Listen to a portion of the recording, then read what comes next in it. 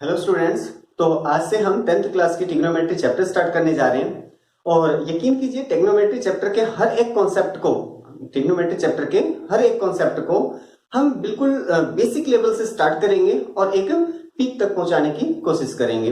और साथ ही साथ इस ट्रिग्नोमेट्री के अंदर हम हर एक कॉन्सेप्ट के साथ साथ बहुत सारे क्वेश्चंस भी एडिशनल करते हुए चलेंगे ताकि हमारा जो कॉन्सेप्ट है वो साथ ही साथ क्लियर होता चले। और हम ट्रिग्नोमेट्री जो चैप्टर है इसको एक अलग ही अंदाज में पढ़ने वाले हैं ताकि आप इस चैप्टर को कभी भी ना भूलो और किसी भी प्रकार का क्वेश्चन आ जाए हर एक प्रकार के प्रश्न करने में आप सक्षम बनो। तो हम चलो स्टार्ट करते हैं ट्रिग्नोमेट्री।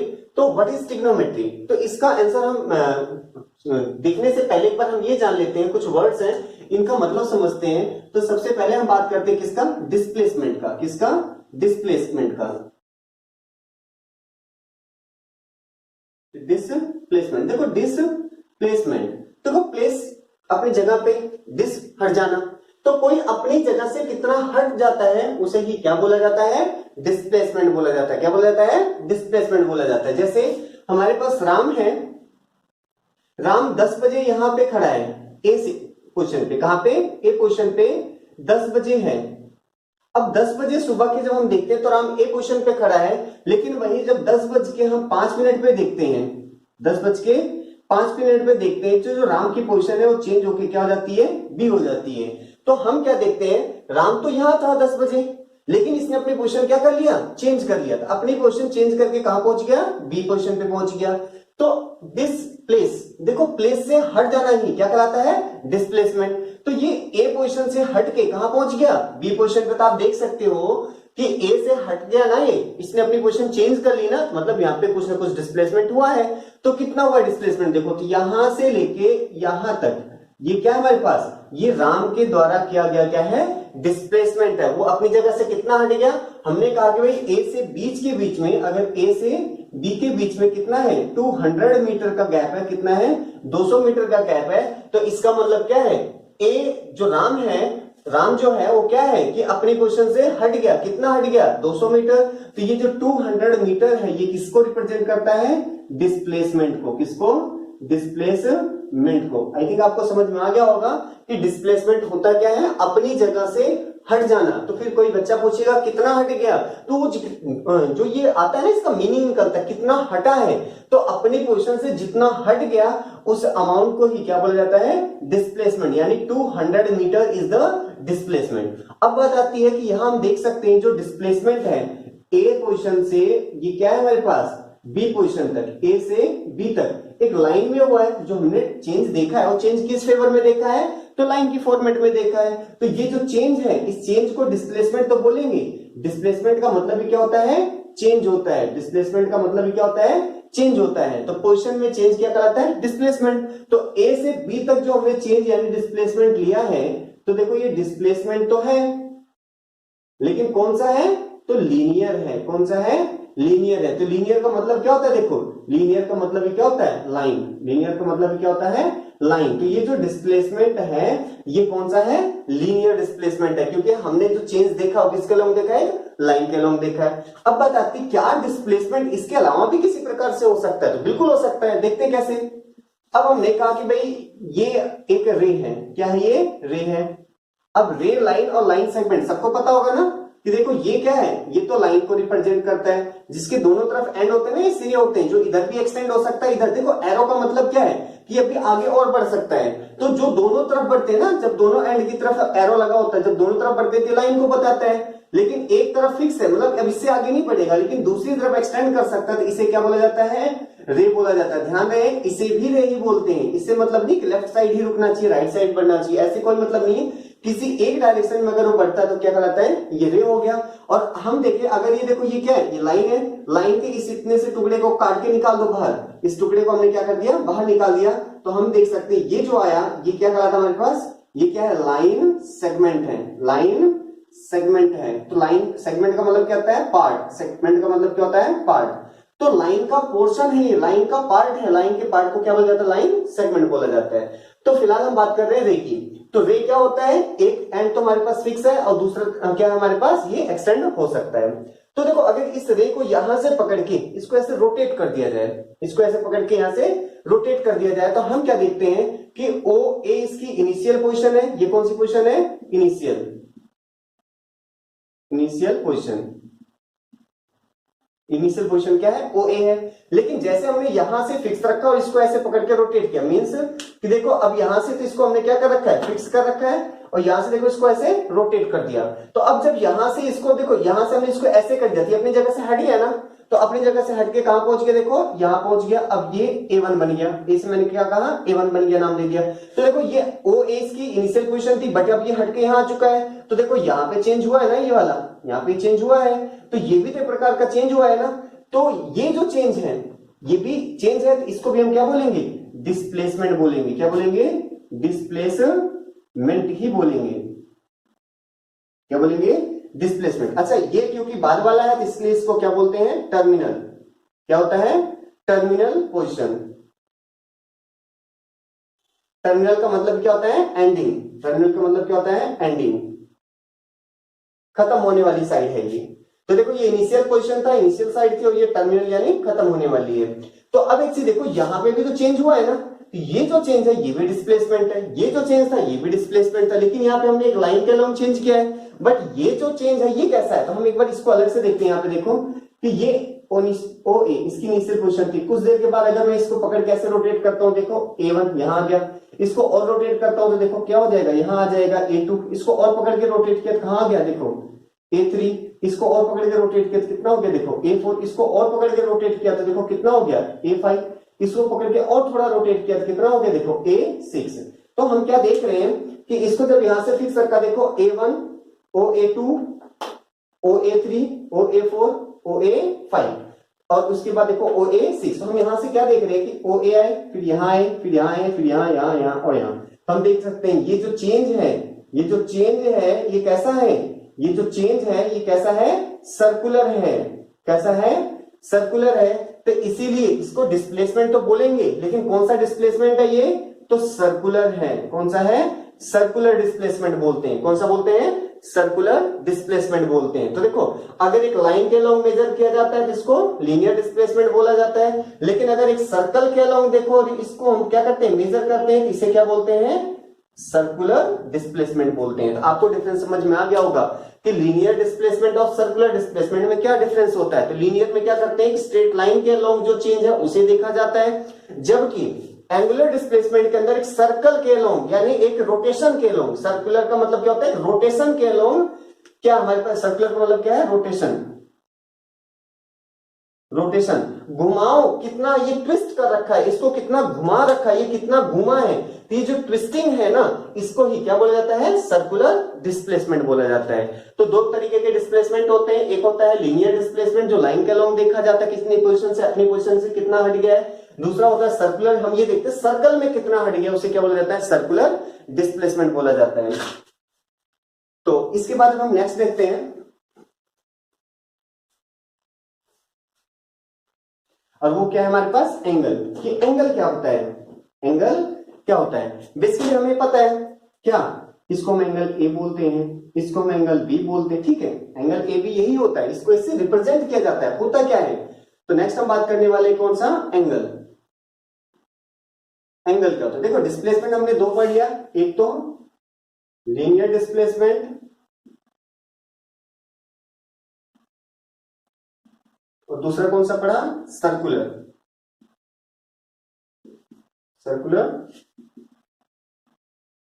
डिस्प्लेसमेंट। और अभी आपको याद हो तो डिस्प्लेसमेंट को हम और क्या बोल सकते हैं?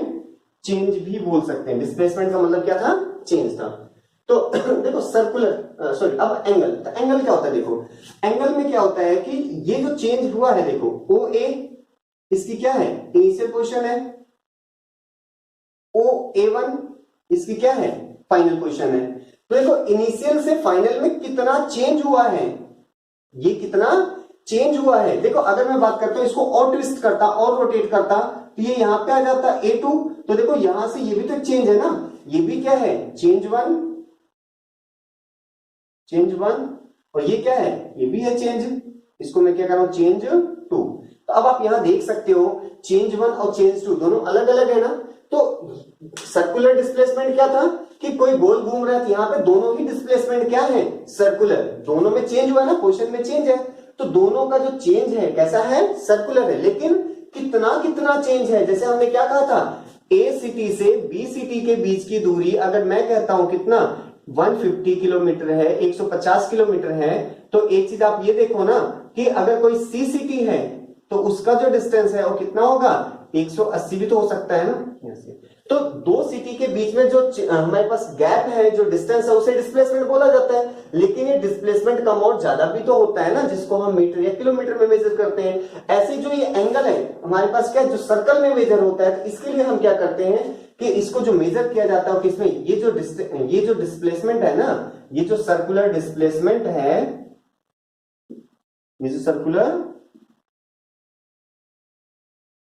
डिस्प्लेसमेंट है, इसे ही क्या बोला जाता है, एंगल बोला जाता है। अमाउंट ऑफ सर्कुलर डिस्प्लेसमेंट, क्या, amount of circular displacement is called angle.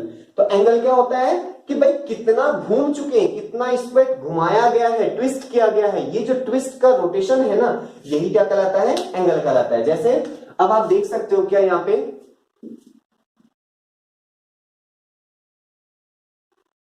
ये देखो, ये एक अलग एंगल है जिसको मैं थीटा बोल देता हूं, से थीटा एक सिंबल दिया जा रहा है। ये क्या हमारे पास एक दूसरा रोटेशन है जिसको हम क्या कर रहे हैं, देखो यहां से यहां तक देखो ज्यादा घूमा है, तो जिसको मैं क्या कर रहा हूं, थीटा 2 कह रहा हूं। तो देखो दोनों में आप क्या देख सकते हो, जो घुमाव है इसमें कम है, थीटा 1 कम है और थीटा 2 ज्यादा है। तो ये कितना है, यही ये जो कितना है यही क्या है, एंगल होता है। अमाउंट को क्या बोला जाता है, एंगल बोला जाता है। जैसे आप कहते हो ना कि भाई हमारे पास क्या है, ये था और यहां से देखो ये इतना घूम गया, ये कितना घूम गया हमारे पास, ये हम आप कहते हैं कितना कि 30 डिग्री रोटेट कर गया। तो देखो चल 40 डिग्री रोटेट कर गया। अब 40 डिग्री का जो रोटेशन है यही तो क्या कहलाता है हमारे पास, यही एंगल है। ये बताता है 40 डिग्री। ये वाला कितना हो गया, ये कहता है कितना 60 डिग्री, ये कितना है 60 डिग्री। तो ये जो हमारे पास रोटेशन है इसे ही क्या बोला जाता है, अमाउंट को क्या बोलते हैं हम, एंगल बोलते हैं। क्या बोलते हैं, एंगल बोलते हैं। तो एंगल होता क्या है, angle is amount of displacement. ये लाइन थी और ये अब कितना सर्कुलर, हमारे पास सर्कुलर फॉर्मेट में कितना चेंज हो गई, इस चेंज को ही क्या बोला जाता है, इस चेंज को ही क्या बोलते हैं, एंगल बोलते हैं। इस चेंज को क्या बोलते हैं, एंगल बोलते हैं। लेकिन ये चेंज है कौन सा, ये सर्कुलर चेंज है। तो सर्कुलर चेंज को ही क्या बोला जाता है, सर्कुलर डिस्प्लेसमेंट को क्या बोला जाता है, एंगल बोला जाता है। लेकिन एंगल और सर्कुलर डिस्प्लेसमेंट में डिफरेंस क्या होता है, तो सर्कुलर डिस्प्लेसमेंट बताता है कि ये जो रोटेट हुआ है, ये जो चेंज हुआ है कैसा हुआ है, रोटेशनल केस में, मतलब ये सर्कल के केस में चेंज हुआ है। लेकिन एंगल क्या बताता है, एंगल उसके अमाउंट को बताता है कि इतना ज्यादा हुआ है। जैसे हम कहते हैं ए से बी सिटी के बीच में जो हमने दूरी लिया है वो कैसा लिया है, लीनियर, एक स्ट्रेट लाइन की फॉर्मेट में लिया है। लेकिन दो के बीच में दूरी अलग अलग होती है, ये अलग अलग 150 180 क्या है, ये इसका बीच के गैप को, डिस्प्लेसमेंट को बताते हैं कि कितना है। ऐसे ही दो सर्कल्स, मतलब जो चेंज है वो सर्कल में हुआ इसलिए इसको सर्कुलर डिस्प्लेसमेंट बोलते हैं। लेकिन चेंज हुआ कितने का है, 10 रुपए का, 20 रुपए का, 50 का, कितने का चेंज हुआ है, ये जो अमाउंट है बताना वो क्या कहलाता है, एंगल कहलाता है। क्या कहलाता है, एंगल कहलाता है। अब हम इसके बाद पढ़ते हैं क्या, right angle triangle. Right angle triangle,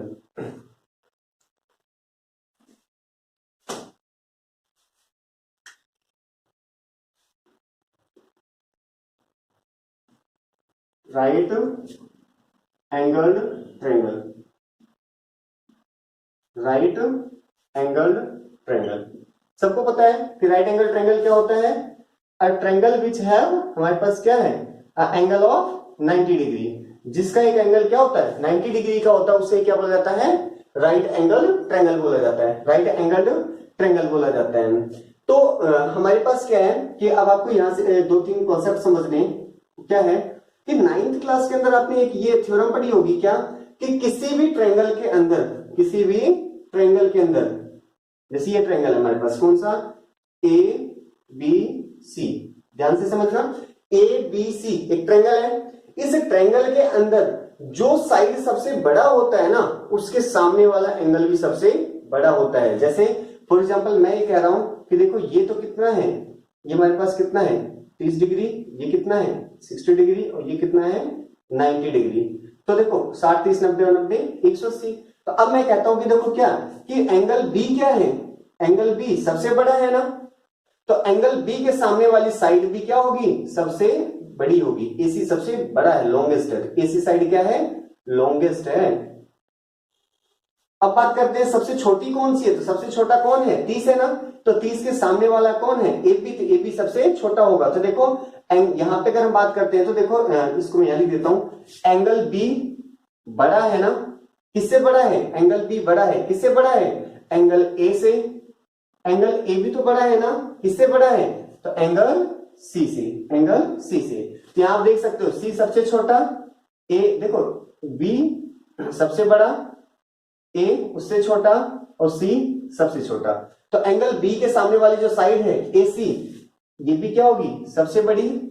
फिर उसके बाद ए के सामने वाली साइड कौन सी है, ए के सामने वाला देखो कौन सा है, बीसी है, तो बीसी बीच में आ गया।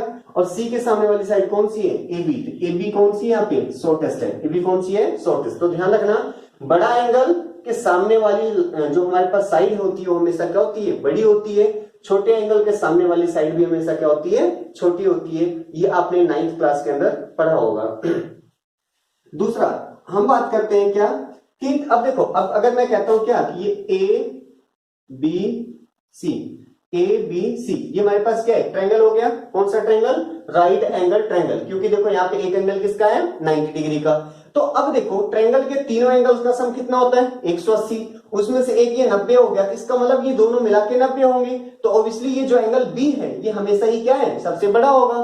तो सबसे इसके सामने वाली जो साइड है इसको हम हमेशा एच बोलते हैं, एच का मतलब हाइपोटेनस बोलते हैं। तो 90 डिग्री के सामने वाली साइड हमेशा ही फिक्स होती है और वो क्या होती है, एच होती है, जो कि हमेशा लॉन्गेस्ट होती है। तो एच हाइपोटेनस हमेशा ही क्या होगा, बड़ा होगा, ग्रेटेस्ट होगा, जो कि फिक्स है। तो अब बात करते हैं यहाँ पे देखो, एक पाइथागोरस थ्योरम आपने पढ़ा होगा क्या, कि सबसे बड़ी वाली जो साइड है या 90 डिग्री के सामने वाली जो साइड है, मतलब एसी का जो स्क्वायर है, एसी का जो स्क्वायर है ये क्या होता है, बाकी के बचे हुए दोनों साइड के स्क्वायर के सम के बराबर होता है। यानी ये बराबर होता है किसके, AB का स्क्वायर, किसके, AB का स्क्वायर प्लस BC के स्क्वायर के बराबर होता है। किसके, AB स्क्वायर प्लस में BC स्क्वायर के बराबर होता है। अब इसका फायदा क्या होता है, इसका ये फायदा होता है जब भी आपको कोई भी दो साइड इसमें से पता होती है तो आप तीसरा यहां से निकाल सकते हो पाइथागोरस से। एग्जांपल के लिए हम देखते हैं,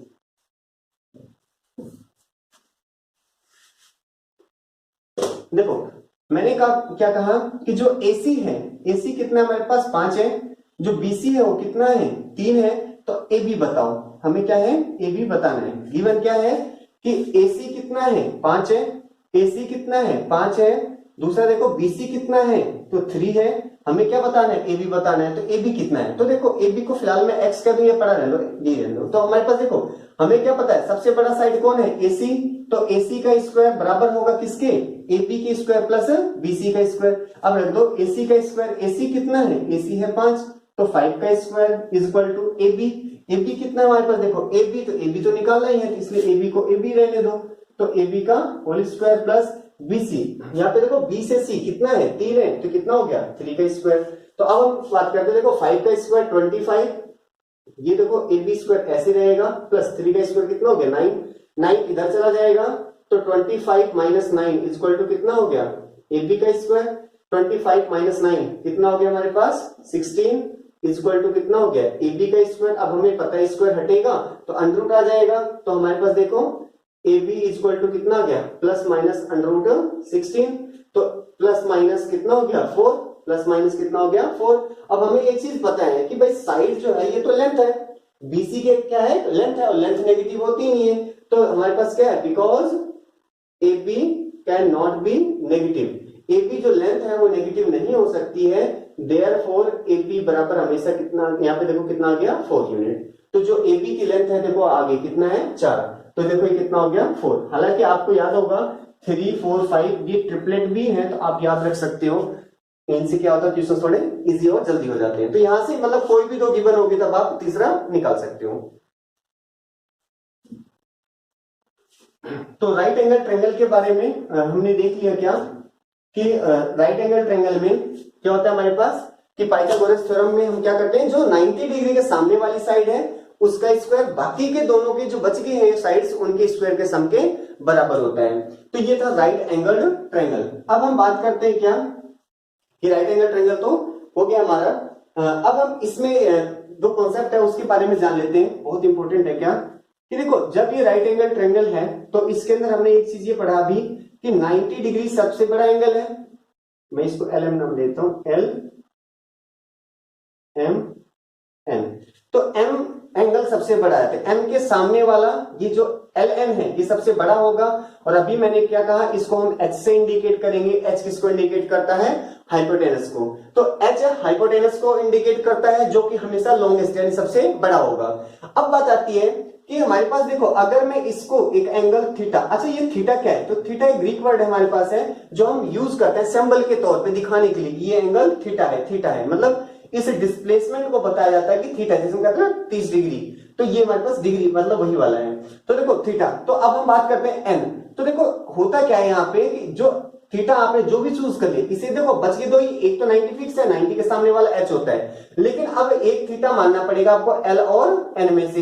हमने एंगल एन को थीटा माना, तो ये इसके जो सामने वाला है ये हमारा क्या होता है, परपेंडिकुलर होता है। क्या होता है हमारा, ये परपेंडिकुलर होता है। अब जो साइड बच गई वो अपने आप ही क्या हो जाता है, बेस हो जाता है। क्या हो जाता है, बेस हो जाता है। तो आपको दो चीजें बहुत अच्छे से याद रखनी, क्या कि 90 के सामने वाला क्या होता है, हाइपोटेनस होता है। तो 90 के सामने वाला क्या होता है, हाइपोटेनस होता है। और थीटा के सामने वाला क्या होता है, तो परपेंडिकुलर होता है। अब देखो एक हम दूसरा ट्रायंगल ले लेते हैं,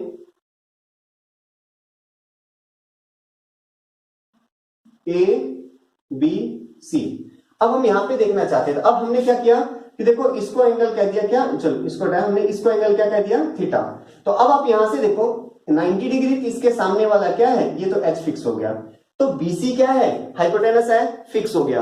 अब बात करते हैं परपेंडिकुलर और बेस। तो देखो थीटा के सामने कौन है, एसी, तो ये आपका क्या है, परपेंडिकुलर हो गया। अब ये जो बच गया ये आपका क्या हो गया, बेस हो गया। बेस का मतलब क्या है, ये बी है आपका, क्या है ये, बी है। तो यहां से अगर हम पाइथागोरस थ्योरम को दोबारा रिवाइज करें तो क्या होगा, देखो एच का स्क्वायर हाइपोटेनस का स्क्वायर बराबर हो जाएगा परपेंडिकुलर का स्क्वायर प्लस बेस का स्क्वायर, बाकी के दोनों साइड के स्क्वायर के सम के बराबर होगा। तो फिलहाल आपको ये समझ में आना चाहिए क्या कि हमारे पास क्या कि थीटा क्या होता है, थीटा क्या होता है, और हमारे पास क्या है कि थीटा क्या होता है, और थीटा से हम परपेंडिकुलर बेस और हाइपोटेनस को कैसे पहचानते हैं। फिर हम बात करते हैं, एक और ट्रायंगल ले लेते हैं हम, क्या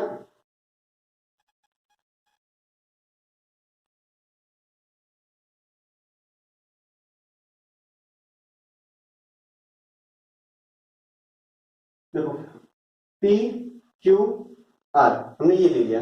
अब क्योंकि ये 90 है तो 90 के सामने वाला क्या होगा, एच फिक्स है बिल्कुल।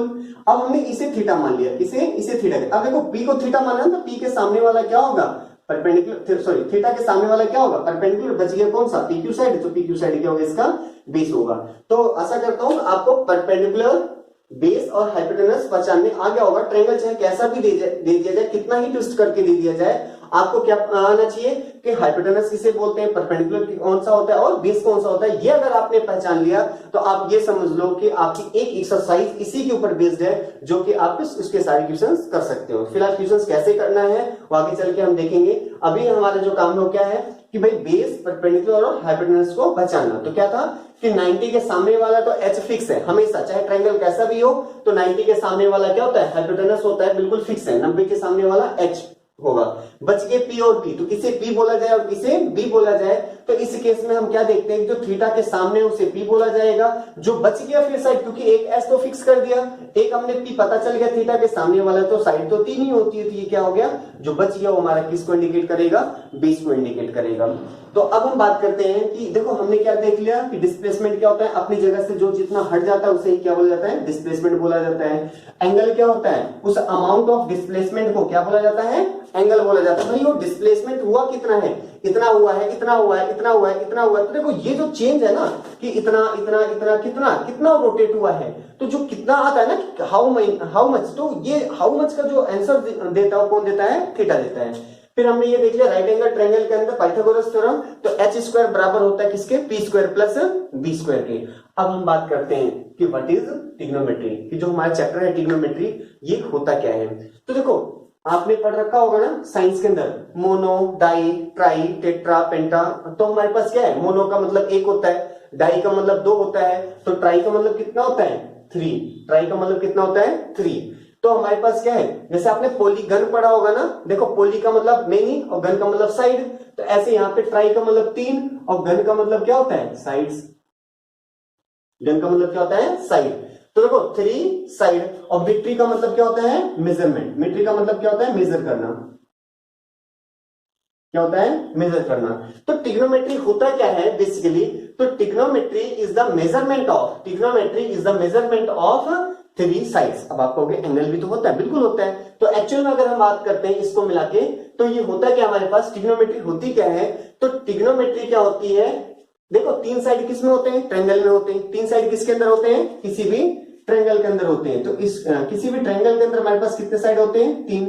तो अब देखो जो ट्रिग्नोमेट्री है ना, ये क्या है हमारे पास, यहां पे देखो ये 3 साइड हो गए, और ये कितने हो गए, 3 साइड होगी, और देखो 1 2 3 एंगल होगी। तो ये जो तीनों साइड और तीनों एंगल्स है ना, इसके बीच में एक रिलेशन बताता है, जिसको हम क्या बोलते हैं, ट्रिग्नोमेट्री बोलते हैं। तो ट्रिग्नोमेट्री होता क्या बेसिकली, तो ट्रिग्नोमेट्री क्या करता है, defines a relation. Trigonometry defines a relation between the sides and angles of a triangle. किसी राइट एंगल ट्रायंगल के जो साइड्स हैं और जो एंगल हैं, इनके बीच में एक रिलेशन बताता है, जिसको हम क्या कहते हैं, ट्रिग्नोमेट्री कहते हैं। जिसको हम क्या कहते हैं, ट्रिग्नोमेट्री कहते हैं। तो देखो ट्रिग्नोमेट्री होता क्या है, तो trigonometry is the study of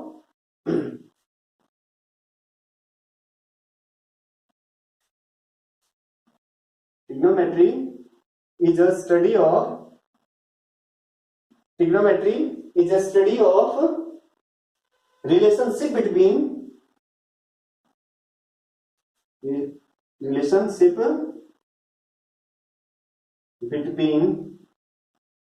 the sides and relationship between the sides and angles of a triangle and angles of a triangle। तो देखो ट्रिग्नोमेट्री क्या होता है, स्टडी है, एक प्रकार का हमारे पास ब्रांच ऑफ मैथमेटिक्स है, जिसके अंदर हम पढ़ते हैं, क्या पढ़ते हैं, रिलेशनशिप। क्या पढ़ते हैं, रिलेशनशिप। किसके बीच में, बिटवीन साइड्स और एंगल्स के बीच में। मतलब साइड और एंगल के बीच में जो रिलेशनशिप पढ़ा जाता है, उससे ही क्या बोला जाता है, ट्रिग्नोमेट्री। लेकिन ये साइड और एंगल्स हैं किसके, तो ट्रायंगल के। तो ट्रिग्नोमेट्री होता क्या है, तो trigonometry is the study of, trigonometry is the study of relationship between the sides and angles of a triangle. किसी ट्रायंगल के साइड्स और एंगल के बीच का जो रिलेशन है, उसे स्टडी करना ही क्या कहलाता है, ट्रिग्नोमेट्री कहलाता है। अब बात करते हैं कैसे, ये कैसे रिलेशनशिप है, कौन से रिलेशनशिप की बात कर रहे हैं, तो हम इसके बाद कंटिन्यू करते हैं। बट इससे पहले हम एक चीज पढ़ लेते हैं, क्या, कंपैरिजन। तो कंपैरिजन का मतलब क्या होता है कि दो सिमिलर टाइप, हम रेशो की बात करते हैं, किसकी, रेशो की। तो रेशो क्या होता है, तो रेशो एक प्रकार का ना कंपैरिजन होता है। रेशो एक प्रकार का क्या होता है, कंपैरिजन होता है। लेकिन ध्यान है, सिमिलर टाइप ऑफ डाटा का, सिमिलर टाइप्स। अब सिमिलर टाइप्स का मतलब क्या होता है, जैसे हम कहते हैं क्या, राम के पास ना ज्यादा पैसे हैं। राम के पास क्या है, ज्यादा पैसे हैं। किससे, रानू से। किससे, रानू से। राम के पास रानू से ज्यादा पैसे हैं। एक चीज बताओ, अगर मैं इसको ऐसे बोलूं, राम के पास पैसे ज्यादा हैं, रानू के पास पेन, तो मतलब दोनों में थोड़ा अटपटा सा होगा। तो हमें क्या करना है, अगर हम यहां कह रहे हैं राम ज्यादा धनी है, तो रानू भी ज्यादा धनी है, तो किस चीज में धनी है, एक ही चीज होना चाहिए क्या।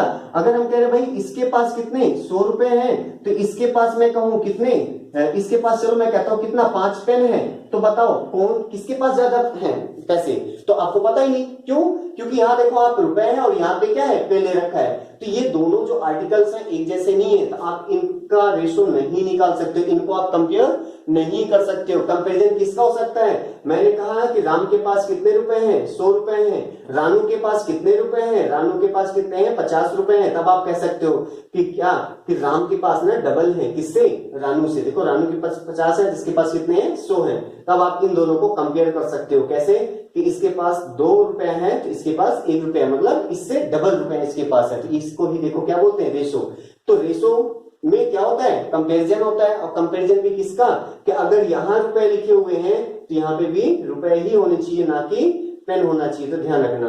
तो जो कंपैरिजन होता है किसमें होता है, सिमिलर टाइप्स ऑफ डाटा के अंदर होता है। तो सिमिलर टाइप्स ऑफ डाटा के अंदर याद रहे कि हमारे पास क्या है कि पेन है तो पेन होना चाहिए और अगर पेंसिल है तो पेंसिल ही होना चाहिए। चलो, तो आई थिंक आपको समझ में आ गया होगा कि रेशो क्या होता है। तो अगला हमारे पास जो टॉपिक है, देखो ये तो था ट्रिग्नोमेट्री होती क्या है, बट अब हम पढ़ने वाले हैं क्या कि इसके बाद ट्रिग्नोमेट्रिक रेशो। क्या पढ़ने वाले? ट्रिग्नोमेट्रिक रेशो क्या होता है। तो इससे आगे वाली वीडियो के अंदर हम ये जानेंगे कि एक्चुअल में ये रिलेशनशिप होता क्या है। हमने यहां तो देख लिया कि ट्रिग्नोमेट्री क्या होती है, तो ट्रिग्नोमेट्री क्या है? Is the study of, trigonometry is the study of relationship between sides and angles of a triangle. किसी ट्रायंगल के साइड्स और एंगल के बीच का जो रिलेशनशिप है, इसके बारे में जो हम पढ़ते हैं उस ब्रांच को क्या बोला जाता है? ट्रिग्नोमेट्री पढ़ते हैं। लेकिन ये रिलेशनशिप है क्या, तो हम रिलेशनशिप के बारे में जानेंगे नेक्स्ट वाली वीडियो के अंदर। तो तब तक के लिए आप इस जो हमारे पास जो अभी हमने पढ़ा है, ये बेसिक था थोड़ा सा कि ट्रिग्नोमेट्री होता क्या है, इंट्रो ऑफ ट्रिग्नोमेट्री था। तो आप इस ट्रिग्नोमेट्री को एक बार रिवाइज करना और आगे हम नेक्स्ट वाली वीडियो के अंदर हम ये जानेंगे कि इसके बीच में रिलेशनशिप क्या होता है, कैसे होता है, और उसके ऊपर हम क्वेश्चन प्रैक्टिस करेंगे। Thank you class, thank you so much.